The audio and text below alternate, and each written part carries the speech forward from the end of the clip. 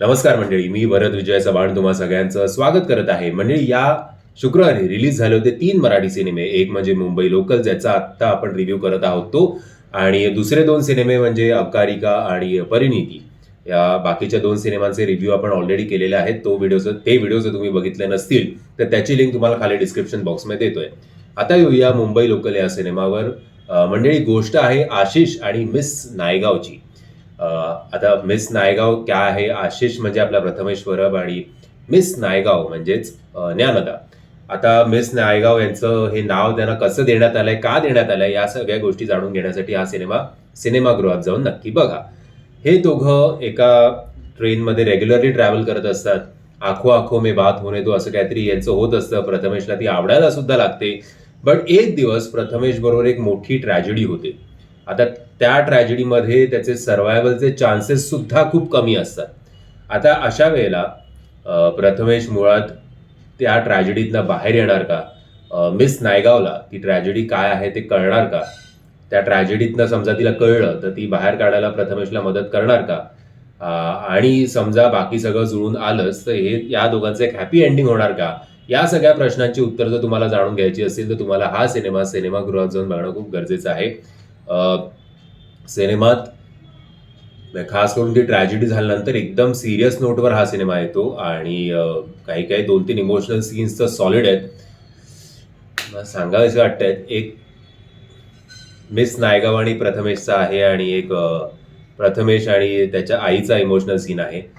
आता बाकी मी काय फार स्पॉइलर दिलेला नाहीये तुम्हाला, बट त्या इमोशनल सीन्समुळे खरंच ते डायरेक्ट इथे लागतात. ते लिहिले पण चांगले आहेत आणि ते सगळ्या कलाकारांनी ते उत्तम पद्धतीने आपल्यासमोर सादर सुद्धा केलेले आहेत. हा सिनेमा डिरेक्ट केला आहे अभिजित यांनी आणि आय थिंक अभिजितचंच लिखाण पण आहे का, हो, डायलॉग्स पण सुद्धा त्यांचे आहेत. सो एक बऱ्यापैकी चांगला प्रयत्न अभिजित सरांनी केलेला आहे असं म्हणायला काही हरकत नाही. आणि नुसते या सिनेमाच्या बाबतीत नाही, या आठवड्यात रिलीज जे काही 3 मराठी सिनेमे झालेत, तिन्हीच्या बाबतीत मला असं राहून राहून वाटतंय की जरा यार थोडं प्रमोशन व्हायला पाहिजे होतं. थोडं एकमेकांबरोबर क्लॅशेस जर अवॉइड करता आले असते तर तिन्ही सिनेमांचे प्रयत्न नक्कीच चांगले होते. आता कुठेतरी काहीतरी कमी जास्त प्रत्येक सिनेमामध्ये असतं, तसं या सिनेमांमध्ये सुद्धा आहे. बट ॲटलिस्ट जर चांगले एफर्ट्स घेऊन जर कोणी आपल्यासमोर एक चांगला मराठी सिनेमा आणण्याचा प्रयत्न करत असेल तर त्याला तर सपोर्ट करायलाच हवं. अदर दॅन टिपिकल कॉमेडी जे आपण नेहमी बघतो ते. प्रथमेश परब यांच्याबद्दल असं मला म्हणावंसं वाटतं की नो डाऊट त्यांनी मध्यंतरी डबल मिनिंग सिनेमे खूप केले, ते लोकप्रिय सुद्धा झाले. पण मला असं मी प्रत्येक मध्ये म्हटलं सुद्धा होतं की प्रथमेश यांचं कॅलिबर खूप मोठं आहे आणि ते फक्त या डबल मिनिंगच्या जॉनरमध्ये अडकायला नकोत. त्याच्यावर जर तुम्हाला एक उत्तर बघायचं असेल की प्रथमेश अजून काय काय करू शकतात, तर हा cinema one of the I think त्यांचा बेस्ट परफॉर्मन्सवाला सिनेमा आहे, खास करून जेव्हा त्यांच्या आयुष्यात ती ट्रॅजेडी स्टक होते तेव्हा. बाकी ज्ञानदानी सुद्धा त्यांचं काम बऱ्यापैकी केलेलं आहे आणि खूप मोठी स्टारकास्ट आहे सिनेमाची. म्हणजे आय एम शुअर मी काय काय नावं विसरीन. संजय खापरे असतील, संजय कुलकर्णी असतील, अनिकेत केळकर असतील, पृथ्वी प्रताप पण आहेत, त्यांचं सुद्धा काम बऱ्यापैकी चांगलं झालेलं आहे.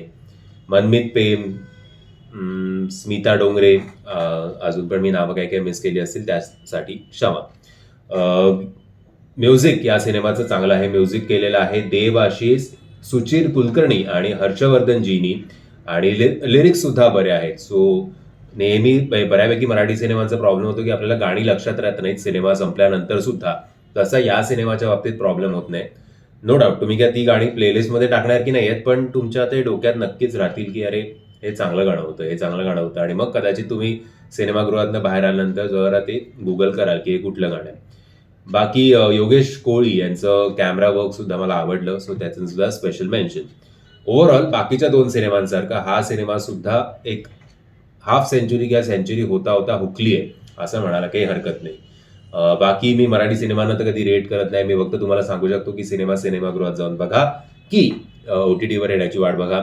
आता जर तुमच्याकडे तसे पण या सिनेमाचे शोज खूप लिमिटेड आहेत, जर शक्य झालं, पॉसिबल असेल तर एक चांगला प्रयत्न म्हणून हा सिनेमा किंवा बाकीचे 2 सिनेमे सुद्धा थिएटरमध्ये जाऊन तुम्ही बघायला हरकत नाही आहेत.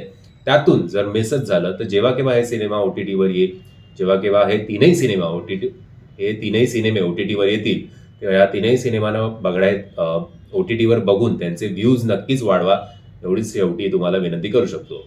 बाकी जर तुम्ही हा सिनेमा बघितला असेल तर माझ्या मताशी तुम्ही सहमत आहात की असहमत आहात हे कमेंटच्या माध्यमातून कळवा. आणि जर तुम्हाला हा व्हिडिओ आवडला असेल तर प्लीज या व्हिडिओला लाईक, शेअर आणि चॅनलला सबस्क्राईब करायला विसरू नका. जय हिंद, जय महाराष्ट्र.